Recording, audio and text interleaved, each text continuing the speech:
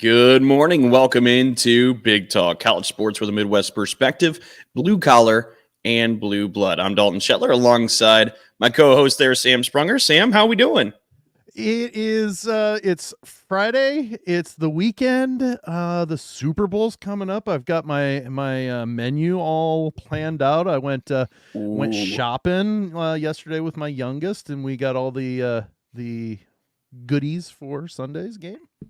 So let's start here because we do have Big Ten basketball and everything else to get to.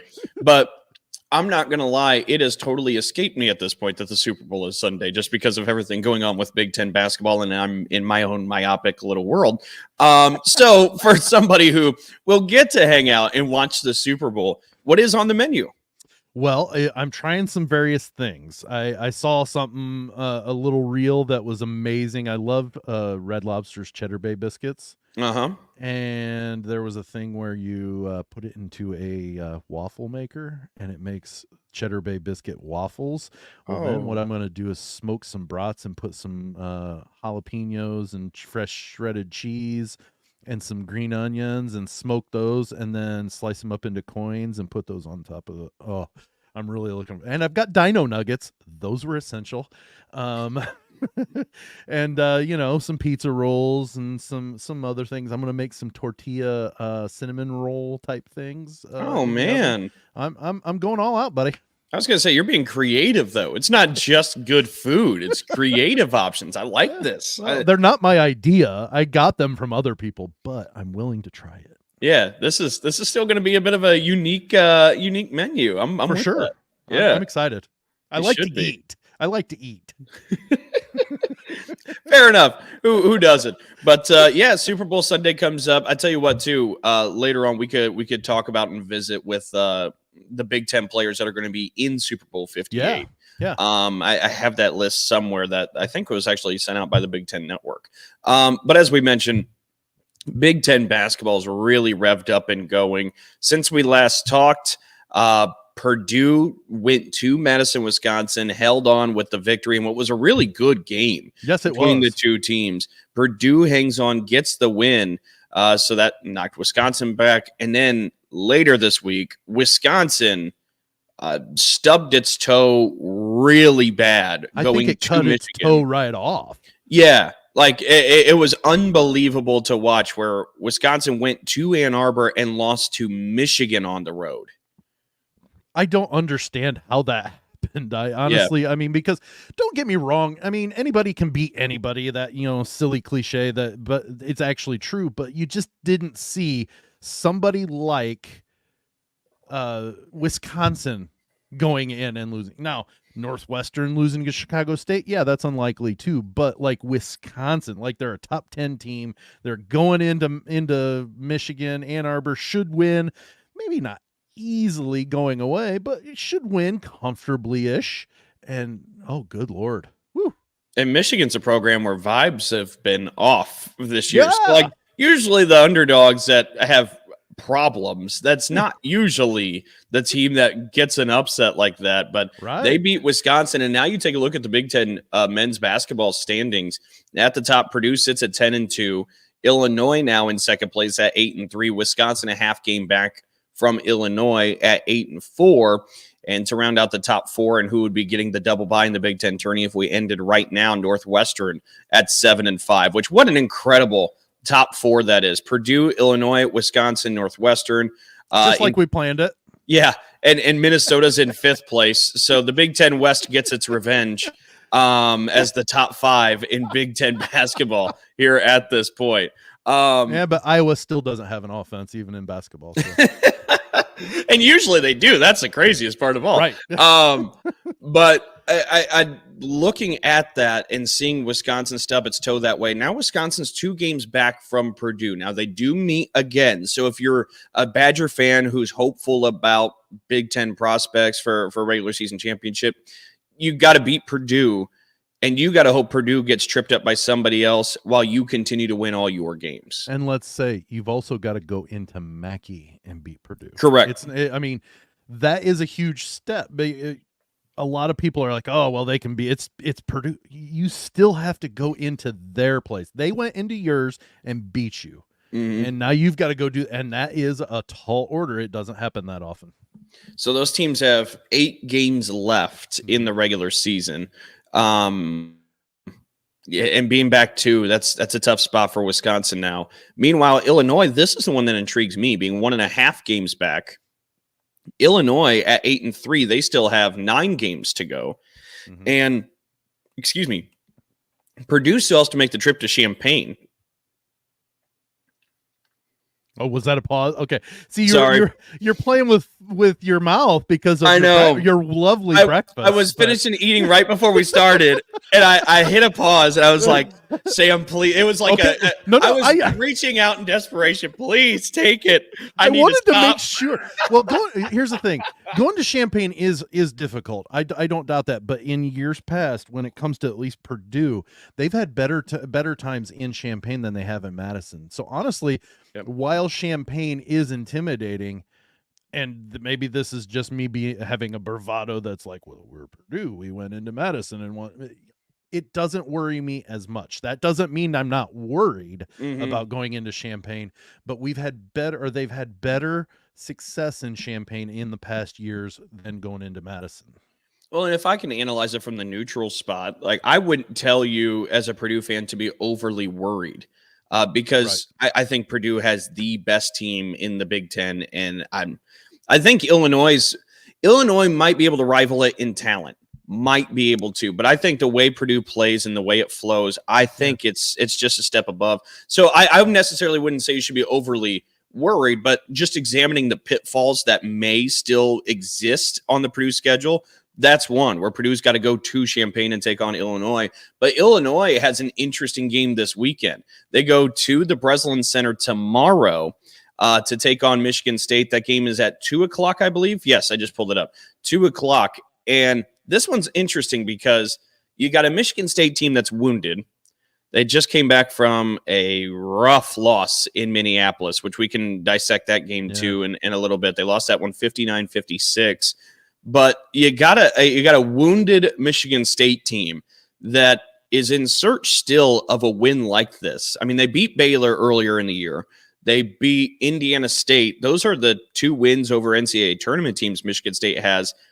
It has feelings or inklings that Michigan State, aside of rhyme, reason, rationale, logic of examining teams, sometimes they get wins like this. It just has that feeling, and I think that makes things a little bit scary for Illinois coming. Well, let's think about what you just said. Michigan State was at the time was playing like hot garbage when they played Baylor, and they housed Baylor. Yeah, they absolutely housed Baylor.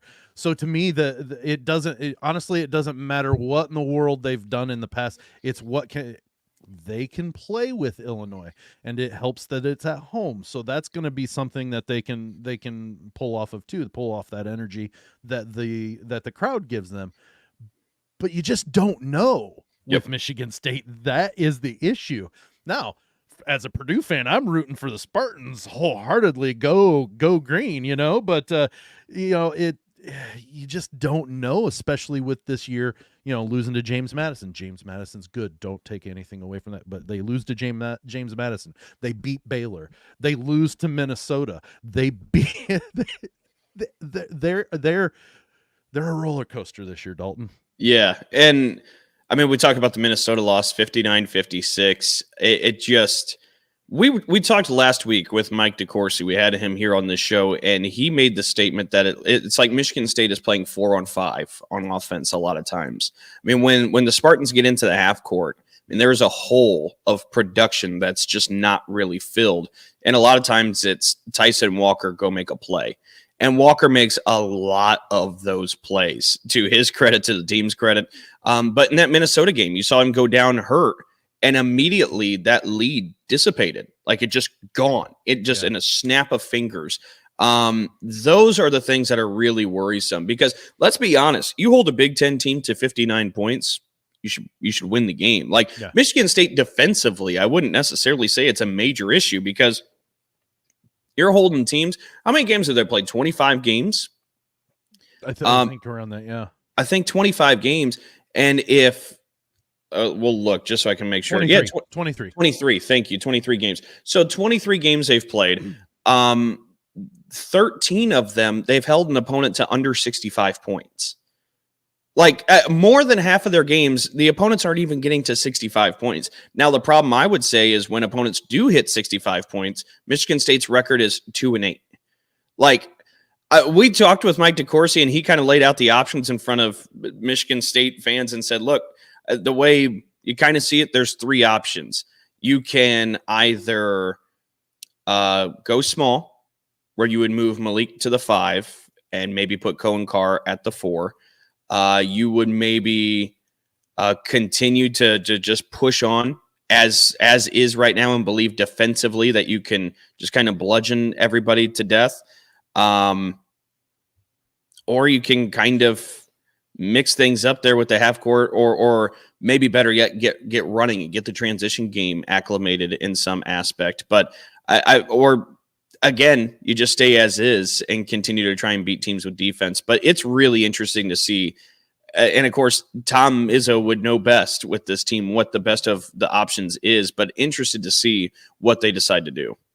Yeah, excuse me. Excuse me, the third option, it was escaping me for a moment. Go young. Booker, young. Yeah. Kohler's still coming back from that injury. That was the third one that DeCourcy said. But as DeCourcy said, at this point, it's obviously that option's taken off the table, or else that would have been played out by now. Yeah, and we all know that Tom Izzo does Tom Izzo. He's not going to take anybody's suggestion. Basically, correct. It's him. It's his decision. And it's obvious to me that he's decided we're going to ride this out and try to let it iron itself out. Come March, we're going to have it ironed out, and maybe we're making a Sweet 16 run. The problem is if you have too many hiccups, you might not make it there. You know what I mean? I'm not saying that they're in danger necessarily, but they're still anywhere from a 10 to an 11, maybe even a play-in, an opening round game. You screw around too much more and you don't iron yourself out at the end of the basketball season, or regular season, you might not make it to March. So that is a big concern. And they are the team that's on that fringe that might not get them in. They might have their bubble burst. And I would hate to think that.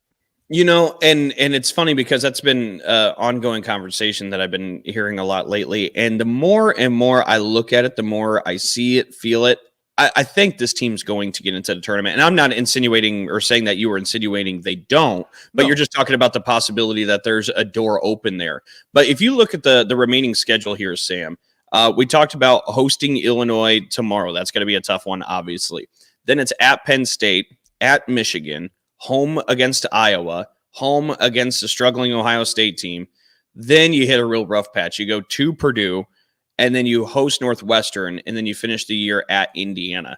Like, there's a stretch there of games that are winnable, should be winnable, even if Michigan State's not its full potential and playing its full ceiling. Like, I think that's a very real thing to say. Like, Michigan State's got enough talent. They should be able to win those games, and if you win the bulk of those games that you should, you're going to be in.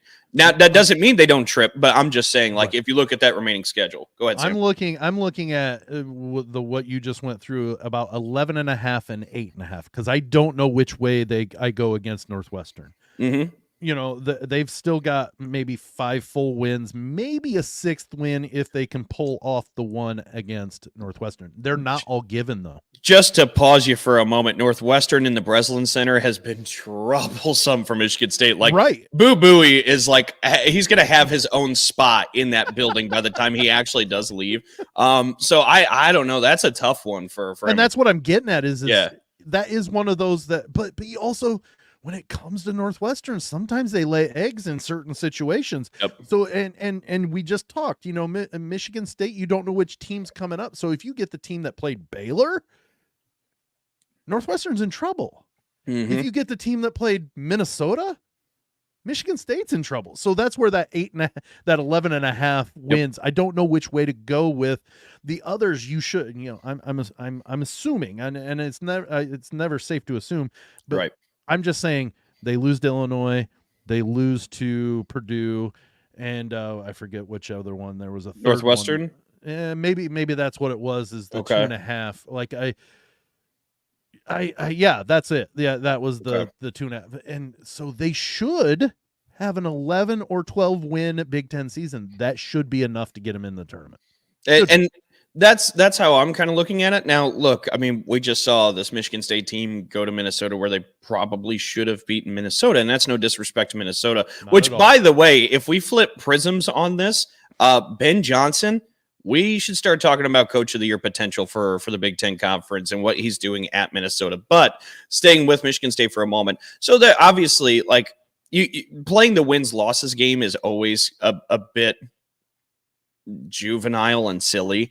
No, I get that. Yeah. But if we're examining postseason potential, like the odds of Michigan State being in versus being out, I guess maybe that's the best way to say it, is it's much higher they're going to be in than they're going to be out when you look at the schedule and they just play ball. They should be able 75-25. Yeah, like that. It should be able to handle itself pretty fine, given that. But okay, so let's go ahead and switch to Minnesota, because they hold Michigan State to 56 points. If we just switch perspective on this game and breaking it down for Minneapolis, and now Minnesota, if we take a look at the Big Ten men's basketball standings, the Gophers are in 5th place of the Big Ten Conference. Just like we planned, I tell you. Right. Well, and we've talked about this before. I mean, everybody uses different formulas to evaluate maybe Coach of the Year, some of those awards. But if the season ended right now, Ben Johnson would be my Coach of the Year in the Big Ten Conference. He would definitely be at the I mean, yeah, and having talked to Mike DeCourcy last week, he said Greg Gard gets it if they can win a share. Yep. Of the and fair. You know, that's a great. And that's a fair assumption. But you know what? That's getting further and further away now. Yes. So who is it? Is it Collins? Honestly, I would consider him probably more than Greg Gard now at this point. But at the same time, what was your expectation from Minnesota? It wasn't 5th place almost over halfway through the season, was it? It was never a thought in my mind. I'm trying to think. Boy, there's actually especially after losing Battle. I'm going to pull up a preseason poll. I think Minnesota might have legitimately been in last place in the preseason poll. Let me look. I wouldn't doubt that, because last year they showed glimmers of hope, but they also lost Battle to Ohio State. He left. Their best player left and went to Ohio State. And now Ohio State, by the way, sits in tied for last place in the Big Ten Conference. Do you think Jamison Battle's looking up at the standings and he's like, "You've got to be kidding me"? Is it me? Is it me? Yeah, right. Because I watched that game against IU and I thought there is no way Ohio State. I thought it. I didn't say it out loud because I know how it happens. But I'm like, there's no way Ohio State loses this game, do they? And then all of a sudden, IU just kept chipping away and chipping away and chipping away. And I'm like, I'll be darned, they're going to lose this game. Jeez. And the attempt that Thornton had at the end, it was online. It just hit short. Mm-hmm. So, I mean, but yeah, right now, I'm looking at Minnesota's schedule right now. They have 5 winnable games. And they could jump in there and maybe trip up Nebraska at Nebraska, which is another team we need to talk about as well. They've got Penn State at home. They've got IU at home. Now they've got to go to Northwestern. They've got to go to Purdue, but they've got Iowa. Like, they've got to go to Illinois as well. So those are 3 real hard games for them to get. But if they get one of those 3, oh goodness. Well, and I pulled up the preseason poll. So we were right. Minnesota was picked dead last for this year. They were picked 14 out of 14. Then absolutely, if they finish where they're at now, Ben Johnson should be Coach of the Year. Should be. I'm with you. To go from last to top 5, that's worthy. Penn State was preseason picked 13th. Nebraska was 12th, which kind of brings up the question of Fred Hoiberg too and his prospects for the award. And they still have to win on the road. Deserving. They have to win on the road. They can't do it. And I would say Fred's a pretty worthy candidate, but I mean, again, Ben Johnson, if we're talking about, I'd probably lean Ben Johnson here. Michigan was preseason picked 11th. Rutgers was preseason picked 10th. Iowa preseason picked 9th. Here's where we get to a couple of the more interesting ones. Northwestern was preseason picked 8th. Ohio State preseason picked 7th. Indiana was 6th. Wisconsin was 5th. Illinois 4th. Maryland 3rd. Michigan State 2nd. And, of course, Purdue 1st. Okay, so does that information change? My question is, which team is underachieving more then? Underachieving more. Ooh, that's an interesting one. Is it Maryland, who should be sitting 3rd, but they're at 13-10 overall? Is it Michigan State, who should have been number 2, or was predicted number 2, but they're kind of waffling back and forth between 6th and 8th? Well, let me I know this is the least sexy answer possible, but I'm gonna reserve judgment on that one, just because Northwestern at 4th in the Big Ten is sitting at 7-5, right? Yeah. Maryland sitting in right now 11th place in the Big Ten is 5-7. Like, it's a 2-game difference between 4th and 11th. So until some of that kind of makes itself a little bit more clear, I'll reserve judgment, because that's unbelievably thin. The margin between a double bye where you'd start on Friday in Minneapolis, or if you're playing on opening night, it's just 2 games. Well, and if you look at it, I guess honestly, I would almost say Ohio State if I had to give an answer this minute, because we both thought that Ohio State might be able to slip into that top 4 maybe and push maybe, and they're just not doing what they're capable of doing, or at least that we think they're capable of doing. Yeah, no, I would agree. And they've lost 5 in a row now. That's the biggest losing streak that exists in the Big Ten at the moment. And they're one of the teams. So, like we mentioned, Maryland's at 11th at 5-7. Rutgers is 12th at 4-7. So they still are a game, just not having played as much as Maryland and most of the rest of the Big Ten Conference at this point. But Ohio State and Michigan are sitting at the very bottom at 3-9. So for Ohio State to definitively be at the bottom right now, I would say it's a pretty good point. But I tell you what else is interesting here is Ohio State still has yet to win a road game, not just in the Big Ten, but for the entire season. Right. I mean, the Buckeyes leave a shot and they don't win. Yeah, we talk about Nebraska, at 1-7 on the road, but 0 for in the Big Ten. Yeah, Ohio State's sitting at 0 for period. Yep. Period. They haven't left the state of Ohio or their house and won anywhere. Yeah. Like it's mind-boggling in that aspect. Now, don't get me wrong, they've got neutral site wins, but those are not road games. Those are neutral sites. Nobody's the home team.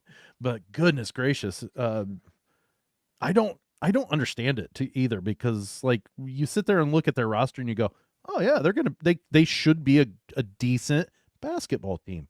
And they just are, they're doing everything to disprove everybody wrong. Yeah.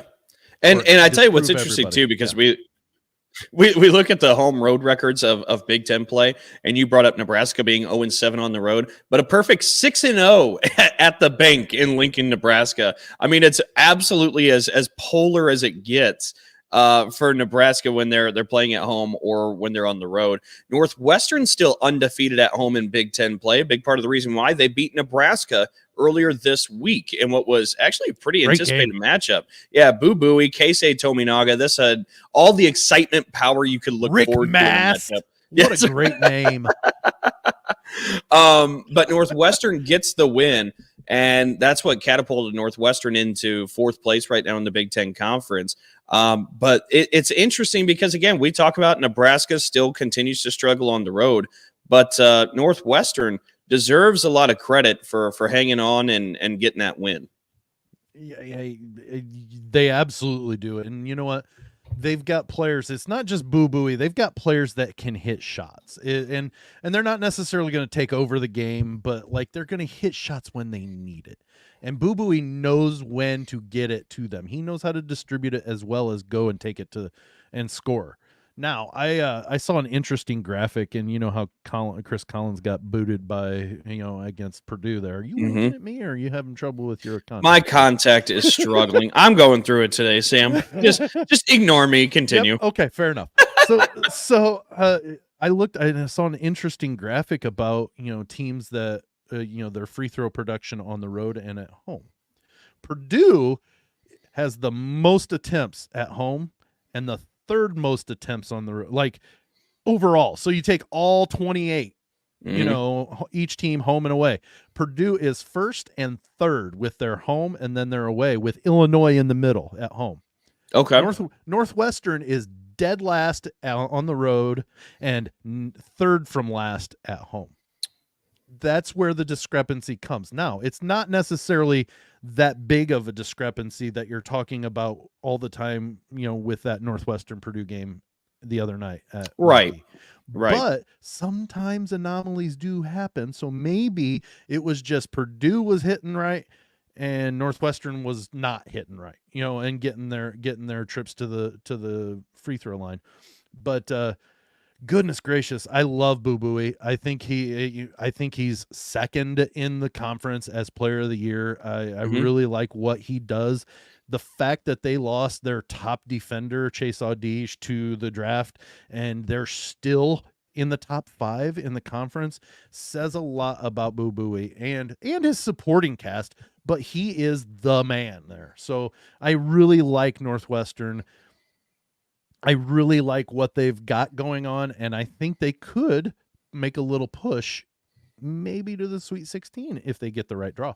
No, I'm completely with you. And look, how many times have we seen backcourts carry teams in March? Yeah. And you get Ty Berry, Boo Buie, like they get hot with the jump shots, like they did Mackey. They almost upset a Mackey team. Imagine that game in March where Boo Buie and Ty Berry are just going off. It can propel you to beat the best of the best in the country. Yeah. So I'm with you. I think that's a real possibility that Northwestern can get hot and make a run, which how crazy would that be if Northwestern gets to the Sweet 16? But talking about some of those teams that have maybe history stacked against it, Nebraska, we've talked about on this show before, is the only Big Ten team left that has yet to get a tournament win. And this year, given Keisei Tominaga, given Rink Mass, given that squad, they're a group that could get hot. And that not only maybe pick up a win, but maybe they can get to a second weekend as well. Well, and then what they've got going for them is they play at neutral sites. They don't play true road games on the tournament. So if they can get into the tournament, the one problem they've got to make sure is they stay perfect at home, because if they don't, they're kind of screwed. Yeah, they only have, I think, 2 more road games. I think maybe so. 3. If you're curious, Nebraska's played 1 game on a neutral site this year. They went 1-0. So things look good. Things look good on a neutral court. It's just so you're saying their Final Four team is what you're saying. You're right. Maybe winning it all. I might just go ahead and it's all neutral. Keisei Tominaga wins the NCAA championship. Merchandise is going to go crazy. Hey, you picked Nebraska last year to win the West, so why not? In football, win the title. Wow, that may like exist. So long ago. Yeah, I've pushed it out of my memory. That may exist as my worst prediction of all time. Yeah, you'll make much worse going. As we sit now, how's that? There we go. But if we take a look at the rest of the weekend real quick on the men's side, because the women have some really exciting stuff going on in their league. They sure do. That we could get to as well. If we take a look at the rest of what's happening in Big Ten men's basketball for the weekend, if my computer loads, we talked about Michigan State hosting Illinois. That's a big one at 2:00. Outside of that, you have Purdue and Indiana. This one from Mackey Arena. That's an 8:00 tip. That one's interesting because of the rivalry. And you never know really what happens in rivalries, but I mean, Purdue should end up with another win there. I think what's interesting about that, and I've seen both sides of the coin, there are a lot of people calling for Mike Woodson's job if they don't turn something around. But then I've also seen, why in the world would you give Archie Miller 4 years and 0 NCAA tournament bids, but want to get rid of Mike Woodson after 3 years and 2 tournament bids? So I honestly, I think you should give a guy 4 years anyways, because that's a full cycle of his recruiting. But goodness gracious, I don't know what's going on in Bloomington. Don't get me wrong, as a fan, I yay. But as like, what is going on there? They have so much talent coming in. Like they've had, in the past, I forget how many years they've had five-star recruits coming in and pretty much nothing to show for it. Yeah. I don't get it.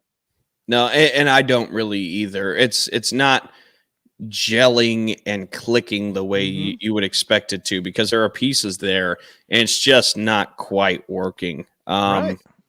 I don't really know. I'm fascinated to see how that all kind of transpires moving forward too, because Indiana is such a weird case study. I mean, we talk about being nationally relevant and I mean, really in the topic of a blue blood back in the Bob Knight days, the 70s, 80s, what they did, and then the drop off since. And trying There's 5 stars on the back of their trunks for a reason there. Yeah. Dalton, you know, they all time they've got 5 national championships. That's a bunch of titles, but the last one in 87, that's a long time. You know, that was what, 10 years before you were even thought of. So I mean, and I mean, you talk about the national titles, last one being 87. How about just Big Ten titles? The last Big Ten title was what, 2016, and they haven't been close for the last 8 years. I mean, Tom Crean got them in 16 and 13, but I mean, we're talking about not nationally like competing for the best, but right now, Indiana year after year is not competing for the best in their own conference, and that is something. If you traveled back in time 30 years ago and you told an Indiana fan, hey, in 30 years, you guys are going to consistently be like middle of the pack to bottom of the Big Ten, finishing behind Northwestern. Nebraska will be in the league and they'll be better than you. I think that would be a hard pill to swallow and even imagine. Well, just saying you're going to go 8 years without a Big Ten title. Yeah. People would lose their ever-loving minds. And again, like not even just without a Big Ten title, but not even competing for it. Right. It's pretty bewildering. So I just think that's such a unique case study in general. I really don't know what the answers are, but it's a fascinating thing to kind of observe that program and how they kind of go through these waters. Other games real quick. At noon, it'll be Wisconsin going to Rutgers tomorrow. Wisconsin, that's a tough one. Wisconsin's trying to snap a 3-game losing streak. I mean, they really got to find their footing again, and they go into the trapezoid of terror and have to pick up a win against the Scarlet Knights. Maryland goes to Ohio State. That's 4:00 tomorrow. Michigan goes to Nebraska at 6:30, and that's a home game for Nebraska, so the Huskers win. Sunday for Big Ten men's basketball, Penn State goes to Northwestern at 1. Minnesota will go to Iowa at 3:00. So that's the weekend on tap for Big Ten men's basketball. Hey, you could go see Penn State and Northwestern play for $10 if you wanted. I might do that. That's actually not a bad idea. It's not a bad game. After seeing what Penn State did at Assembly Hall, and they're playing pretty decently. Then of course you've got Northwestern, who's capable of being Jekyll and Hyde at the Welsh Ryan Arena. When they lose to Chicago State but beat everybody else. Right. So, but yeah, good game there. Let's real quick. Yeah, sure. Nebraska has 3 road games remaining this Big Ten season. At IU on the 21st of February. At Ohio State on the 29th of February, and then to finish the season in Ann Arbor against Michigan on the 10th. Those are 3 winnable road games. They just need to do it. Yeah, that's the big thing for them. They need to do that. Yep, I'm with you completely, and we'll see if they're able to get that. If we segue over to women's basketball for a moment, I'm looking back because this week has been a wild one in Big Ten women's basketball and trying to remember just everything that took place. Let's start with the weekend. Michigan defeats Penn State 80-75, and a red hot Nittany Lions squad drops one. And Michigan gets a much needed win, but that was one on Saturday that you're like, oh my goodness. And it really catapulted Michigan State into 4th place on the women's side. We'll talk about the Spartans and that whole situation as we progress through the weekend a little bit. But that wasn't even the most surprising game from that weekend, because it won't stop. ESPN commercial, if you heard that. Sorry about that. We'll cut that off. But Rutgers. Oh, okay. So it's just me. I'm glad I stopped the show for that. So Rutgers went to Lincoln, Nebraska, and got the win against the Huskers. It's the first Rutgers win for women's basketball this season, 71-70. That was easily the most jaw-dropping thing that happened this weekend. Oh, hold up. You said the first win all season, or Big Ten season? Okay, Big Ten. Excuse me. I was like, holy crap, they're really bad. No. Yeah. That's big. But again, anybody can beat anybody. Well, Nebraska's playing well. And it's funny. Nebraska is playing well. And it's funny talking with some different members in the league. And the response was they thought Rutgers would get somebody at some point. Like, even though they were 0-9 at the time, or 0-10, I can't quite remember. They were playing hard. I mean, and they were feisty. They were scrappy. They were getting after it. But for the win to come on the road at Nebraska, which is one of the most difficult places to play in the Big Ten in women's basketball, that part was like, you've got to be kidding me. That's the one? I mean, that's insane. You think Minnesota, Purdue, Wisconsin, or Northwestern might be the ones that they jump up and bite. But yeah, no, they go into Lincoln and get the win. It's incredible. Just incredible. And then on Sunday, number 8 Ohio State held serve, getting a win at home over number 10 Indiana. Good game too. Oh my goodness. 74-69. The Buckeyes get the win. Cody McMahon has 20.7 boards again. And now the Hoosiers have 2 Big Ten losses. Ohio State and Iowa stay with 1. J.C. Sheldon had 25 as well. But yeah, this is. We stated it a while back. We were trying to figure out who would push Iowa for a Big Ten title, if anybody would.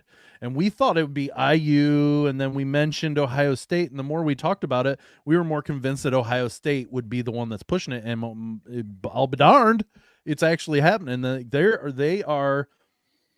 They've beaten Iowa. That's their win. Like minus a trip up in Ann Arbor against Michigan, Ohio State's undefeated. Like and you always take a rivalry game of, okay, well, anything can happen even if you're clearly better. Michigan is not horrid. So for Ohio State to lose to them is not out of the question, especially the fact that it's a rival. But Ohio State's, you need to watch out. They're number 5 in the country for a reason, and they're getting better almost, it seems. Yeah, no, I would agree. I think they're definitely ticking up, and they forced Indiana in that game into 23 turnovers, which was the season high for the Hoosiers. And that was a big part of the reason why. Now, I do want to mention, because let's go ahead and skip forward in the week to last night, because last night was incredible in Big Ten women's basketball. As Hoopla says on Twitter or X, whatever you want to call it, he does a great job covering Big Ten women's basketball. He said the Indiana-Michigan State women's basketball game last night was cinema. And he wasn't wrong. If you take a look at the numbers, if you missed this one, Indiana beats Michigan State 94-91. And in this game, Indiana shot 67% from the floor, 50% from 3, 88% from the foul line. Okay. Michigan State, a perfect game. Goodness. Michigan State loses this game shooting 59% from the field, 67% from 3, 12 of 18, and went 72% from the line. I mean, that first quarter, the first 6 minutes, there was no empty possessions. It was unbelievable. Did they have to replace the nets? Because they were burnt off. I mean, it was insane. And at the risk of being biased, whatever, this was the best game I think we've seen so far in Big Ten women's basketball this year. I mean, this was incredible high-level competition. Came down to the very end. Indiana holds on to get a 3-point win. And now you look, if you from the Michigan State vantage point, it's a Spartan team that went to Iowa City in a sold-out Iowa crowd, lost by 3 on a Caitlin Clark game-winning dagger from just in front of half court. They went to Ohio State, lost by 5 to what is now a top 5 Buckeye team in the country. They go to Indiana and lose just by 3. Robin Fraley's got this Michigan State women's basketball team close. I mean, they went to the top 3 teams in the Big Ten and lost by combined 11 points. Well, you and I talked about this. You and I talked about this last night, actually. Does this mark Michigan State as the number 4 team, the top 4 team in the conference? And you said, well, maybe Penn State, you know, it may not work out that way, but it could be, you could say that and have a real legit statement of saying that. Yes. And you said, well, Penn State playing Iowa tonight. Penn State got beat by Iowa, 18-point loss. I mean, we got to talk about that game in a minute too. Right. But my point on that one is I think you're looking at Michigan State as the 4th best team in the conference. I really do think that. And what a jump. This has to be, I think Robin Fralick's the head runner for Coach of the Year in the Big Ten. I would agree. Now, the thing I find interesting about it is last year, the Big Ten Coach of the Year was Terry Morin. She won it as Indiana's head coach, and they won the Big Ten title. So it went to the top team and the top coach. So I'm trying to kind of evaluate if there's maybe a different formula, because like we said, everybody, it's all subjective, right? Like you can make the case on the men's side that Matt Painter should be Big Ten Coach of the Year because they came in with expectations and they sustained it. That's not a bad argument. It's just usually not the winning argument when we have this conversation. Right. And so last year, I thought Shauna Green of Illinois, to get the Illini back to the tournament in year 1, I thought maybe she should be Big Ten Coach of the Year. And that doesn't mean Terry Morin wasn't deserving. Mm-hmm. My point just was, like, that's usually the formula. We evaluate the biggest jumps up. And if you follow that track, I mean, Michigan State's Robin Fralick has got to be that. I mean, she's the winner of that formula. I just don't know if it'll be maybe the Bluter formula or whatever else.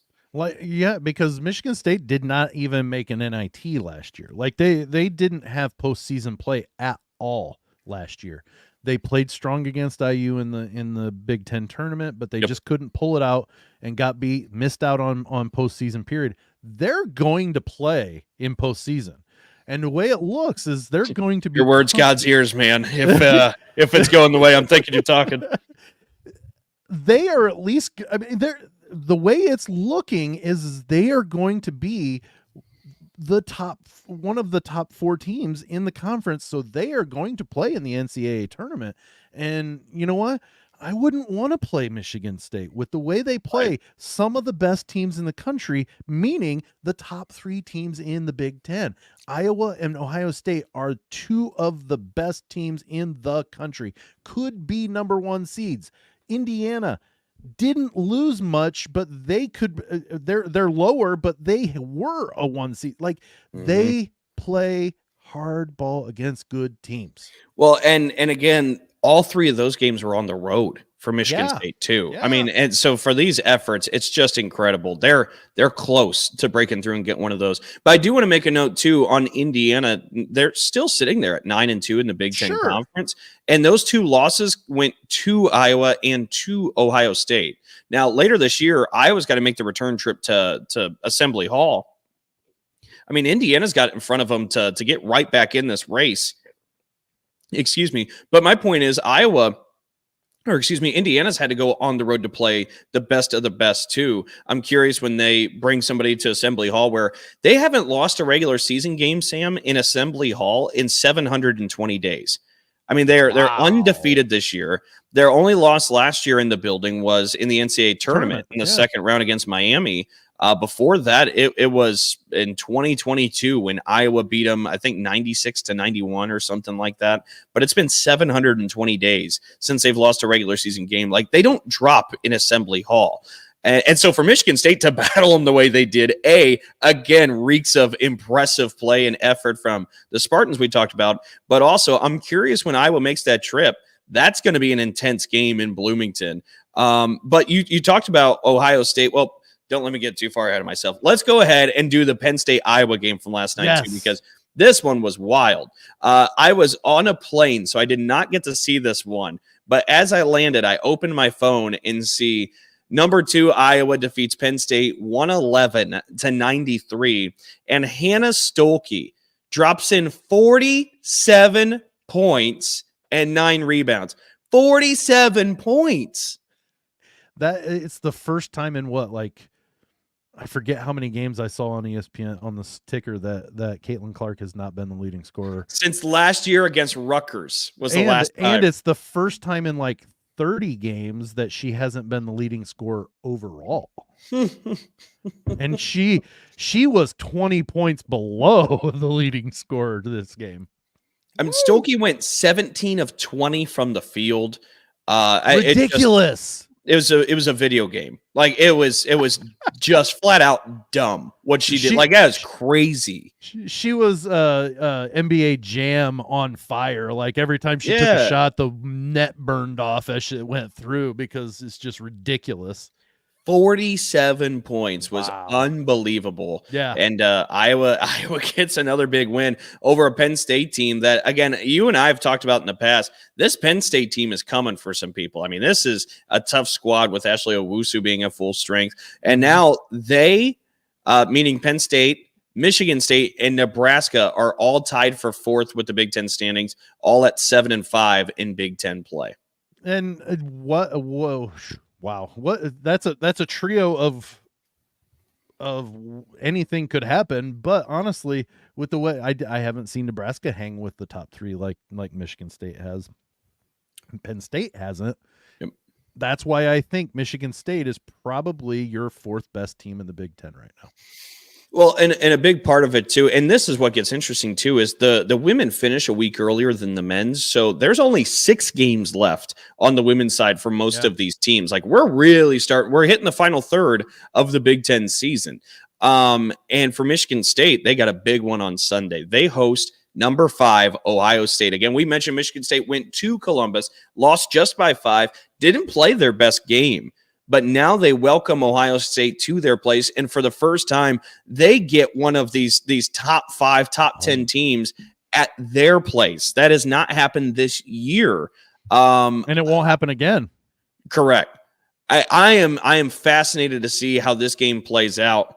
For obvious reasons, but for Michigan State and Ohio State, this game should be an exciting track meet. These are 2 teams that like to extend the floor. They like to get after it defensively with full court pressure. This should be a fun watch. I can tell you 2 teams that really hope Michigan State pulls out the W. You're right. No, it's kidding. Iowa and IU, because IU still got to play Iowa. They've lost to Ohio State, so they need to get back to that. So like Ohio State, it's not going to be easy, but I tell you, if they get the W at the Breslin, oh wow, it's going to be trouble. Ohio State. Yeah. It's going to be a good game. I'm going to, it doesn't say it's being on anywhere, but I don't know if that means it's on ESPN or something on that. Peacock. But, it is on Peacock. Great. I can watch that. I've got Peacock. Yay. But the Ohio State, they're going to have their hands full. And if they come out, that's a big win. That's a good win for them if they can come out of East Lansing with the W. It'd be the signature win for Michigan State under Robin Freilich here in the first year. I mean, it would be big. And so, yeah, that one will be broadcasted also on radio. Wink, wink, nudge, nudge. Make sure you know. What? Yeah. So really? If you're in the mood. But if we look at the rest of Big Ten women's basketball on that day, number 2, Iowa goes to Nebraska. That should be a bit of an interesting one. See if Nebraska can hang around after Nebraska's taken a little bit of lumps this past week, as we talked about, but they did get the win over Michigan to respond. Purdue will travel to Indiana. That's on Sunday as well. Penn State will go to Wisconsin on Sunday, and Maryland will go to Illinois. I think the big one from the day is Ohio State, Michigan State. Agreed. And it's going to be, I won't mind watching the Iowa-Nebraska game either. Honestly. No. Honestly, I'm not expecting Nebraska to pull it out, but they play a lot better, it appears, at home over on the road. They're 4-4 on the road for the season, so they can at least win on the road. But my point is it's gonna be a tougher game for Iowa. It's not just gonna be a cakewalk, but that's gonna be an interesting one. but the Ohio State Michigan game, and of course it's going to play right into the big game. Ohio State Michigan State. Sorry, that's what I meant. Ohio State Michigan State. Yeah. That's what I meant. I do that to you all the time, don't I? I forget the state on there on Michigan. I have got to call that one out. Yeah, I'm so sorry. No, you're fine. I would prefer to be called out. But no, that Ohio State Michigan State game is going to be a good one to watch, and it rolls right into the big game there, so I can prepare all my goodies while watching or listening. Even I may listen to the radio. I don't know. I was giving you a hard time. I may get kooky enough and just listen to the radio while I prefer to listen to the radio because then I don't have to sit and watch. I can listen and have the story told to me, and I hear there's some golden pipes that does that radio for that for the Spartans. So I don't know if they're golden, but they're pipes. But anyway, real quick, I mean, you talk about leading into the big game. Let's go ahead and give the rundown on the Big Ten representatives in Super Bowl 58, shall we? If we take a look, why don't I do this by school? Do you have a chart? What did you pull out from back there? Oh, it's signed too. A George Loftus jersey. Yes. That is pretty legit. Oh yeah, he's my boy. He's my guy. I still don't want Kansas City to win, but he's my guy. That's pretty legit. Well, and you'll have a reason to root for San Francisco when I run through this here too. Okay, but let's start. We'll go alphabetical order. So we'll start Illinois.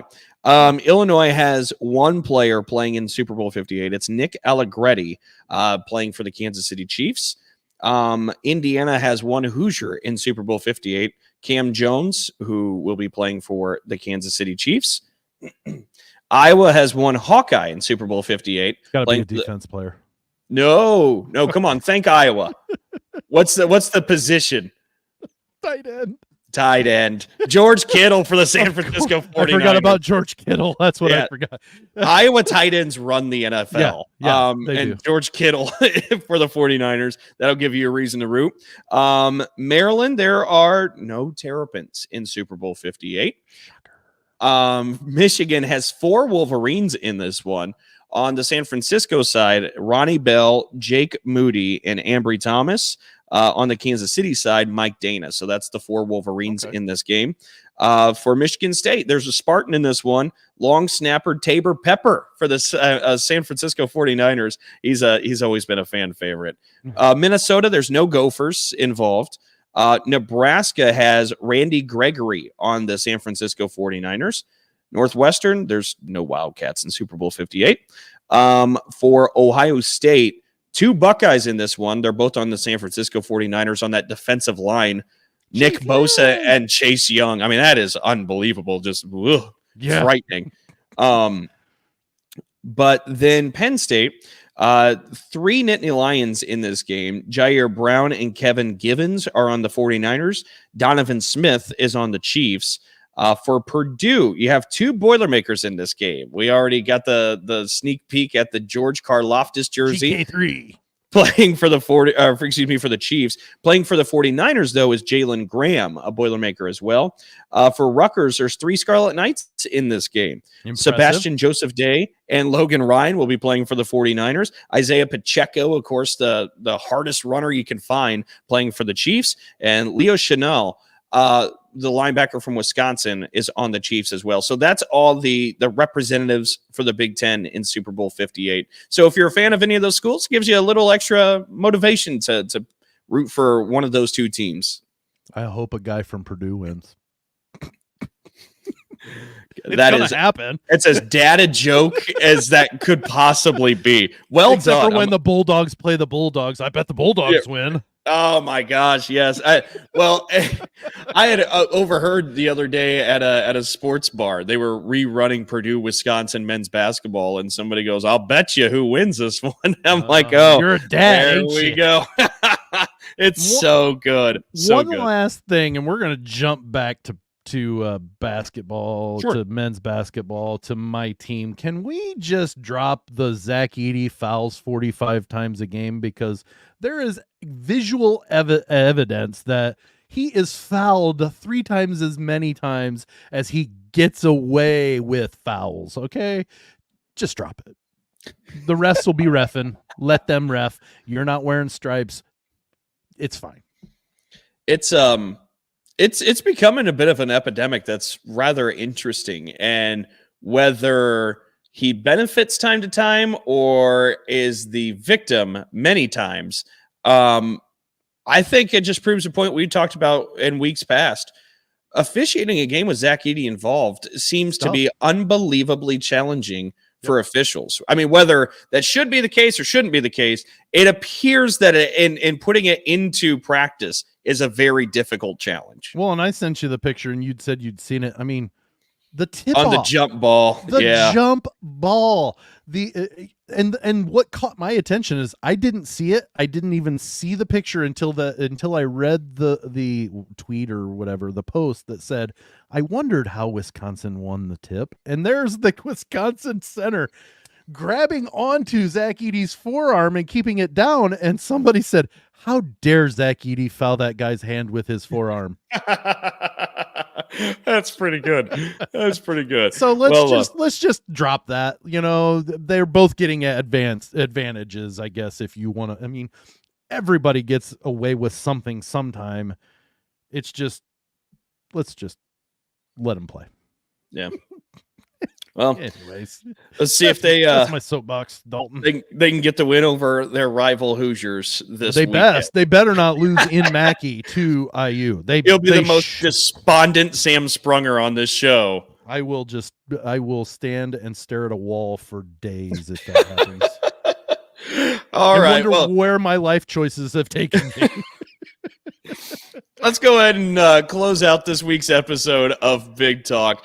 Sam, before everybody gets ready to soak up Big Ten basketball and Super Bowl Sunday, if they want to listen back to the show or find us for future episodes, where do they go? Hey, you go to the TikToks, the Instagrams, and the platform formerly known as the Twitter, and you find us at B1G_talk. That's B1G, not BIG, Dalton, B1G_talk. That's those 3 platforms. Then you go to Facebook. It's B1G Talk, Big Talk. Don't go to all Big Talk, Dalton. Those are fine people there, but that's not us. We are Big Talk. Big. Got it? Okay. And then every week we are streamed on the ASAP network. Every week, Fridays at 9 o'clock or maybe a little bit later, but just depending. And then later that day on the Lounge Media Group, through Lounge Media Group, and every Friday during Bluffton Pirates basketball season, every Friday night on Lounge Media Group Radio. So we've got that going on as well. And if you want to watch the stream and you missed the live stream, you can watch it on Spotify. Okay. Well, there you go. Make sure you check us out. And by the way, thank you so much for checking us out today and being with us. Always appreciate it.